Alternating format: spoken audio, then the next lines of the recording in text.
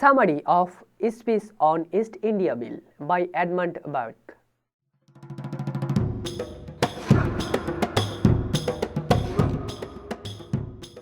Edmund Burke's speech on the East India Bill primarily concerns East India Company's arbitrary abuse of power in the conquered Indian territory and the advocacy for a reform proposal initiated by the Fox Bills. However, the speech is a passionate attack on the despotic style of government that the British adopted in India.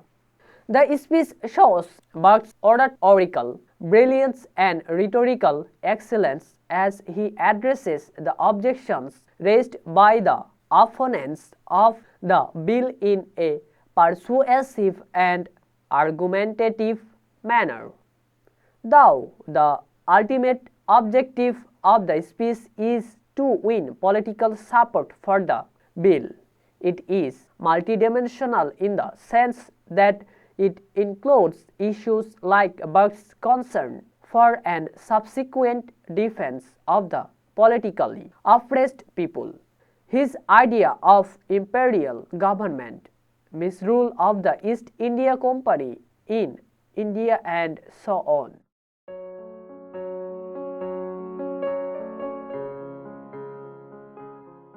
Fox's India Bills was the immediate occasion for Burke's passionate but self-controlled outpouring in the House of Commons regarding Indian issues.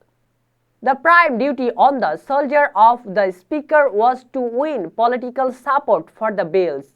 Hence, he presented it refuting the objections and terming it as the Magna Carta of Hindustan. He believed that the Fox Bills would correct a system of oppression and tyranny that goes to the utter ruin of 30 millions of my fellow creatures and fellow subjects. He also asserted that the bills would give security to the chartered rights of man, superseding the East India Company charter of power and monopoly. He says, this bill and those connected with it are intended to form the Magna Carta of Hindustan. Whatever the Treaty of Westphalia is to the liberty of the princes and free cities of the empire, and to the three religions there professed, whatever the Great Charter, the Statute of Thales, the Petition of Right, and the Declaration of Right are to Great Britain, these bills are to the people of India.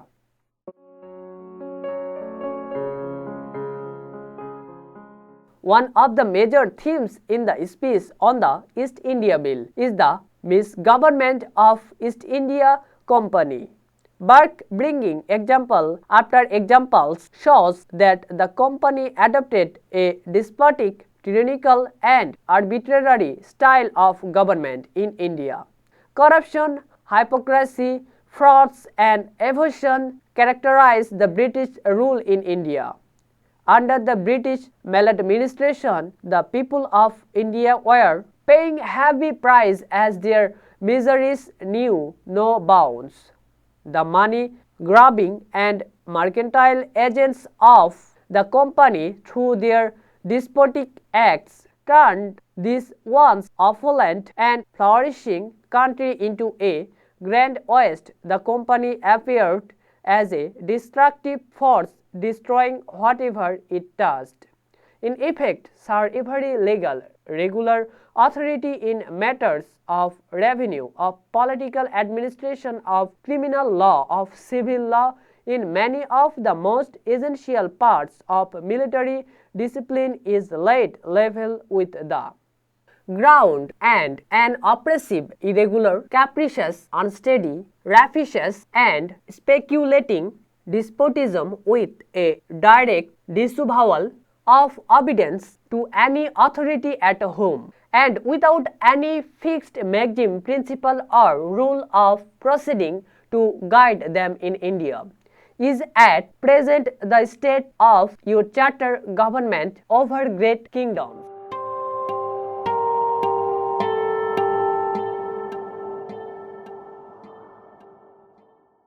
Another theme is Burke's genuine concern for oppressed people. Burke always claimed to be a reformer, and in many ways he was one. The speech demonstrates his concern for people outside Great Britain but under British rule. Burke was always an imperialist but an enlightened one who believed that the empire could and should be a blessing to all the lands that composed it. In the speech, Burke laments the precarious conditions of the suffering Indians. Burke gives graphic details of the sufferings of the Indian in an appealing manner.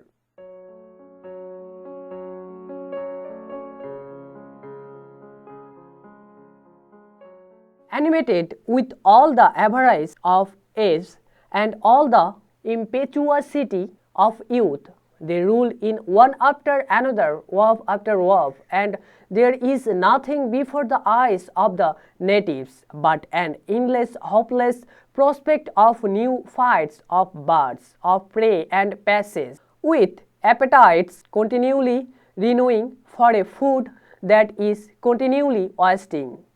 Their prey is lost in England, and the eddies of India are given to seas and winds to be blown about in every breaking up of the monsoon over a remote and unhearing ocean. In India, all the vices operate by which sudden fortune is acquired in England are often displayed by the same persons. The virtues which dispense hereditary wealth, here the manufacturer and husbandman will bless the just and punctual hand that in India has torn the cloth from the loom or wrested the scanty portion of rice and salt for the present of Bengal, or wrung from him the very opium in which he forgot his oppressions and his oppressor.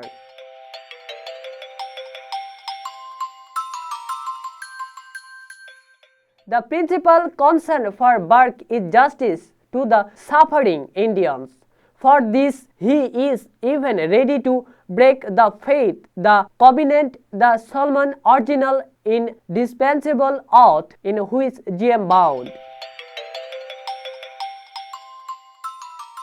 Another theme is economics. Since Burke never wrote a formal treatise on that subject, his views on it are found in relatively brief form scattered throughout his work. In other places, though, Burke shows that he is in favor of non-intervention in economics matters.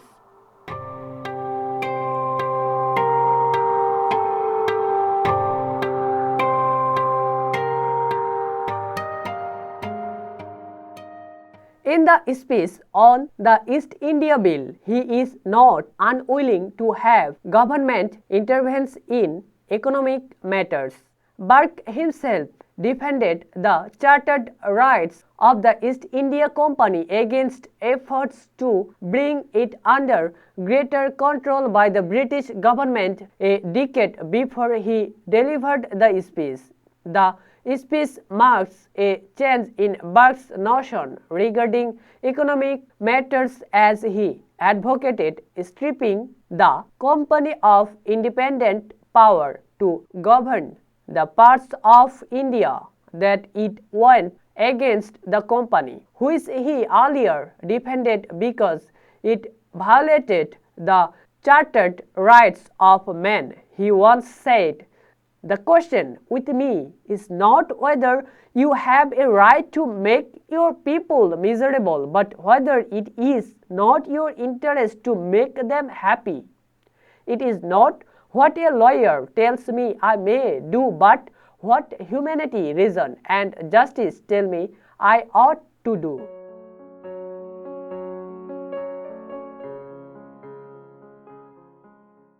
In a speech on the East India Bill, Burke deals with the imperial topics.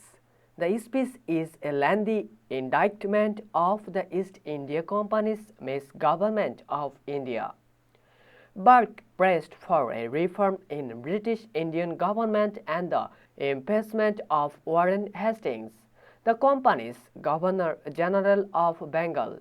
Burke's idea of an imperial government and empire is also expressed in the speech. Burke's vision of an empire was that of a great, giant empire, and he believed in the lawful existence of the government.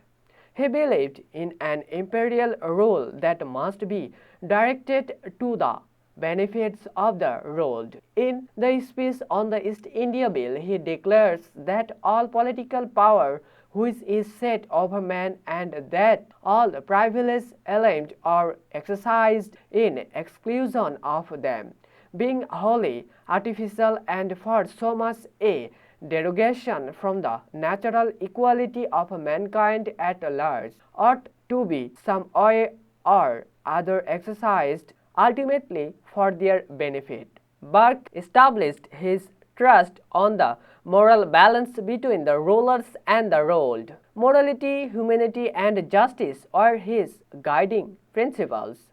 He said, "There is one thing and one thing only which defies all mutation, that which existed before the world and will survive the fabric of the world itself. I mean justice." In the speech on the East India Bill, Burke denounced that East India Company and Warren Hastings because he passionately felt for the poor and the oppressed. Whether Burke was fair to the company and to Hastings is a matter of dispute, as is the issue of whether the prosecution of Hastings had much effect on Britain's subsequent government of India. But there is little doubt of the sincerity of Burke's conviction that, as he said in his speech on the East India Bill, "Our Indian government is in its best state. A grievance or his desire to relieve that grievance and do justice to the suffering people of India."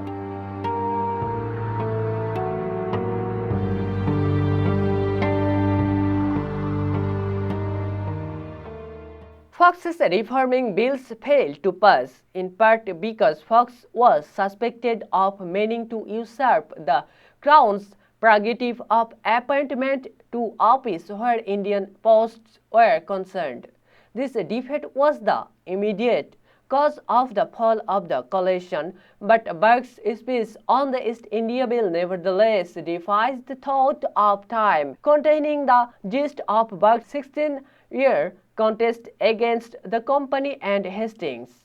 Englishmen were exploiting the Indian peoples to the ruin of India and the disgrace of British justice. Burke the politician did not succeed, but it was Burke the humanitarian who made a mark. He appealed to humanity, and it was the humanitarian Burke that made a lasting influence. Burke failed to win the hearts of the Lords, but because of his humanistic treatment of the suffering Indians and others, he has lived in the hearts of many.